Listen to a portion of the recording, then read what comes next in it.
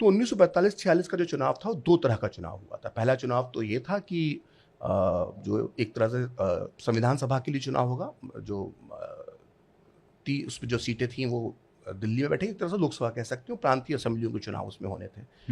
तो उसमें एक बहुत कम लोग जानते हैं कि उसमें सेपरेट इलेक्टोरेट की व्यवस्था रखी गई थी, मतलब अलग से मुस्लिम रिजर्व सीटें रखी गई थी। तो आज का जो रिजर्वेशन होता है चुनावों में, जो एससी और एसटी के लिए सीटें होती हैं रिजर्व, वैसा नहीं था मामला वो।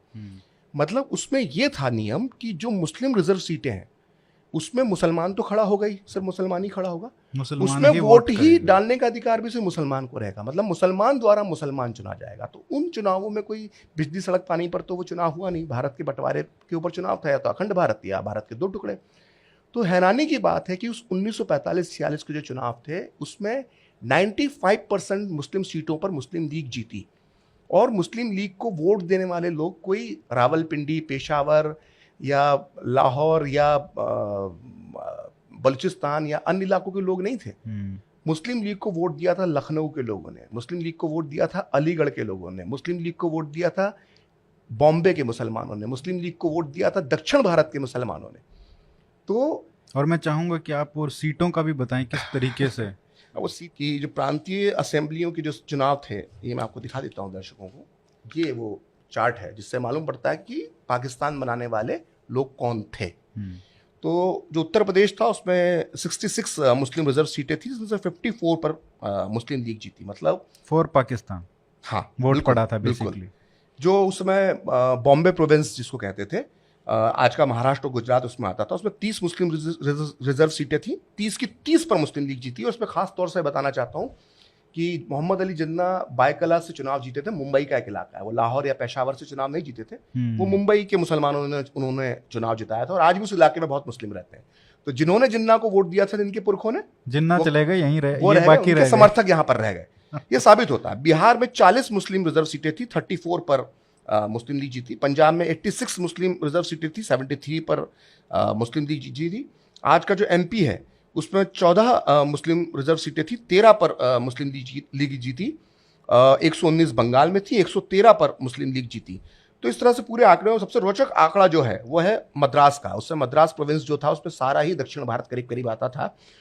उसमें 29 रिजर्व सीटें मुस्लिम लीग के लिए रखी गई थी, जिसमें से 29 की 29 मुस्लिम लीग ने जीती थी। और आज देख सकते हैं कि कर्नाटक और बाकी इलाकों में कितनी मुस्लिम आबादी आज भी मौजूद है। तो कुल मिला के 492 मुस्लिम रिजर्व सीटें थी प्रोविंशियल इलेक्शन में, जिसमें से 425 पर मुस्लिम लीग जीती है। भारत के मुसलमानों के इकलौते नेता जिन्ना है, भारत के मुसलमानों ने साबित कर दिया। और ये भारत के मुसलमान का जब मैं जिक्र कर रहा हूँ तो मैं उन भारतीय इलाकों का जिक्र कर रहा हूँ जो आज भी भारत में हैं और जिनके वंशज आज भी भारत में ही रुके हैं। अच्छा, और हैरानी की बात है कि ये सब लोग कहते हैं कि सभी का खून शामिल है यहाँ की मिट्टी में, किसी के बाप का हिंदुस्तान नहीं थोड़ी है। तो इन लोगों को मालूम होना चाहिए कि किसके बाप का कितना खून इस धरती में शामिल है, किसने बहाया है और किसका बहा है। और ये जो नतीजे हैं बताते हैं कि किसका खून इस धरती में है और किसके खून से पाकिस्तान बना है, सब कुछ इसमें। अच्छा, ये भी बता दीजिए कि कितने करोड़ मुसलमान उस समय थे और कितने गए, क्योंकि ये भी बोला जाएगा कि अरे ये तो जिन्होंने वोट दिया था वो तो निकल गए। नहीं, ये इसमें उस वक्त जब भारत आजाद हुआ था तो कम से कम भारत में 4.25 करोड़ मुसलमान थे। जो आजाद भारत में, आजाद भारत का जब मैं बात कर रहा हूं तो ये जो भारत का जो वर्तमान नक्शा है, इस नक्शे के अंदर 4.25 करोड़ मुसलमान थे 15 अगस्त 1947 तक। अब इसमें से कितने मुसलमान पाकिस्तान गए, तो ये मैंने पाकिस्तान का जो आधिकारिक आंकड़ा, क्योंकि उन्होंने एक डिपार्टमेंट जैसा हमने भी बनाया था, पुनर्वास मंत्रालय और राहत और पुनर्वास शरणार्थी मंत्रालय बनाया था, ऐसा उन्होंने भी बनाया था। तो उसके पास पूरा डेटा था कि किस भारत के किस इलाके से कितने मुसलमान जो है पाकिस्तान पहुंचे, तो वो डेटा भी मैंने दिया है। तो भारत से कुल मिला के एक तरह से सिर्फ 72 लाख मुसलमान, मतलब 4.25 करोड़ मुसलमान भारत में मौजूद थे 15 अगस्त 1947 तक।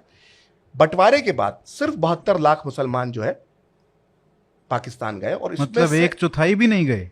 जी हाँ, 1/4 भी नहीं गए। इसके बाद फिर धीरे धीरे और भी गए, मतलब 20 लाख और गए होंगे 1951 और 50-60 के दशक तक भी, फिर भी 1/4 नहीं होता, लेकिन 1/4 नहीं होता। और इसमें से देखिए, इसमें सबसे चौंकाने वाली बात जो आपको भी सामने आएगी कि जो मैक्सिमम मुसलमान जो गया, जो 72 लाख मुसलमान गए पाकिस्तान, उनमें से 55 लाख मुसलमान सिर्फ पंजाब के थे।